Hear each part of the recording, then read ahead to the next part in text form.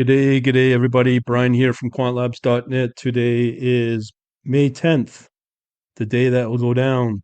James Simmons died, or James Simons died.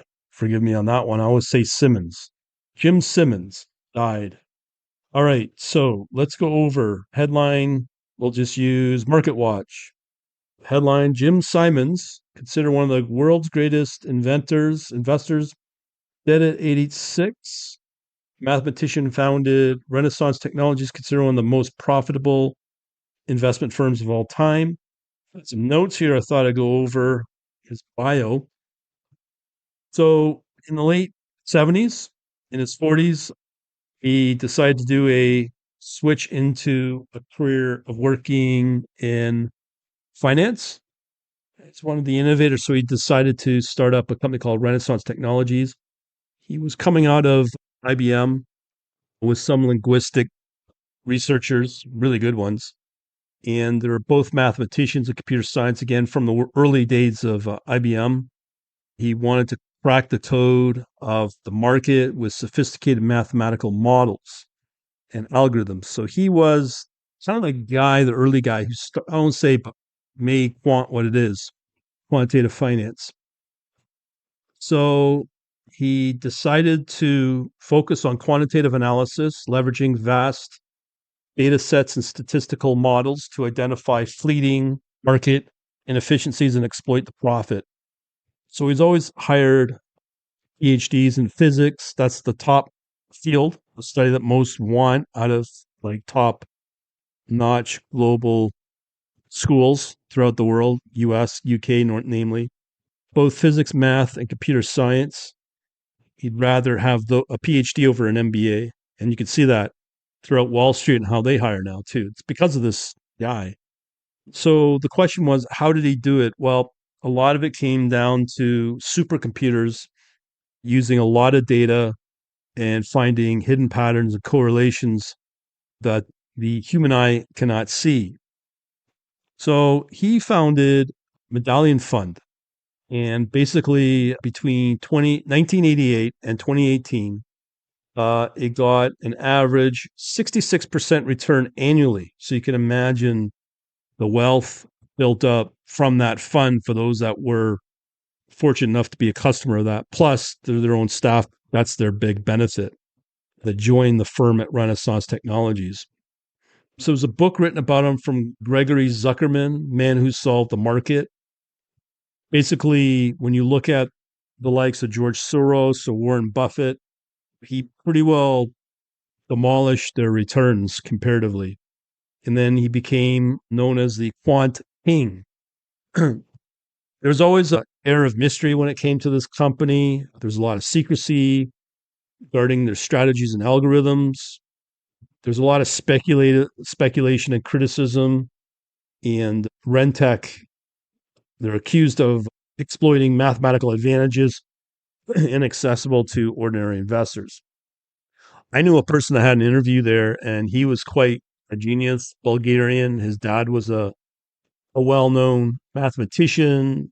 This person worked in IBM, working in the C++ compiler division at IBM for 12 years. So you can imagine his low-level technology experience. Still didn't get the job. And that's how hard it is to get in these companies, or this particular company. So there are a lot of hedge funds and investment firms that try to mimic the techniques and strategies. But as time went on, the markets changed. And I mean, still the firm, Renaissance Technologies, is still run by lead early guys of that I've talked about on my website in the past. So the interesting thing I liked about this guy, Simons, not Simmons, I always said Simmons, I don't know why, but Simons, he was a big into philanthropy, and he started the Simons Foundation with his wife. I mean, they donated literally billions of dollars for scientific and mathematical education. At one point, I saw an interview he did where he was funding the New York City mathematical department in the schools. So you can imagine how much of an impact that would have. And then he got into breaking through things like autism and marine biology, which I know nothing about. So this is something very interesting as a conclusion. Jim Simon's story is one of the intellectual audacity and testament to the power of applying a scientific lens to complex problems. He leaves behind a legacy that will continue to shape the world of finance for years to come. While the specifics of his strategies may remain a secret, his pioneering spirit and unwavering belief in the power of data analysis serves as an inspiration for all those who seek to understand the ever evolving dance of the market. So, if you're still here, congrats, because I'll tell you what I looked at.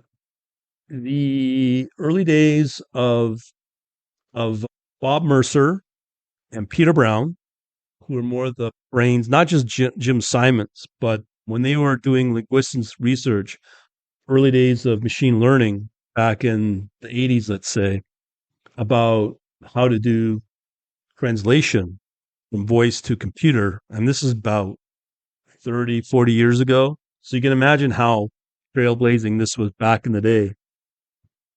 Basically, a lot of when you look at the research papers from both those folks, from I believe it would be from IBM, but looking at the machine learning with linguistics, I'm pretty sure a lot of the secrecy would come back from what made Rentech what they are back then to a point. I think they lost money, was it 2 years ago, in the virus when the virus broke in 2020, I believe.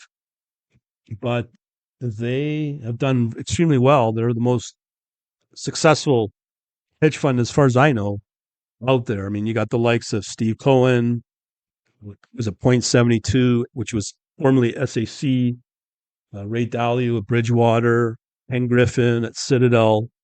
From what I see, Rentech was the most successful. I mean, they were the pioneers of it for sure, both on the mathematical and computer science front.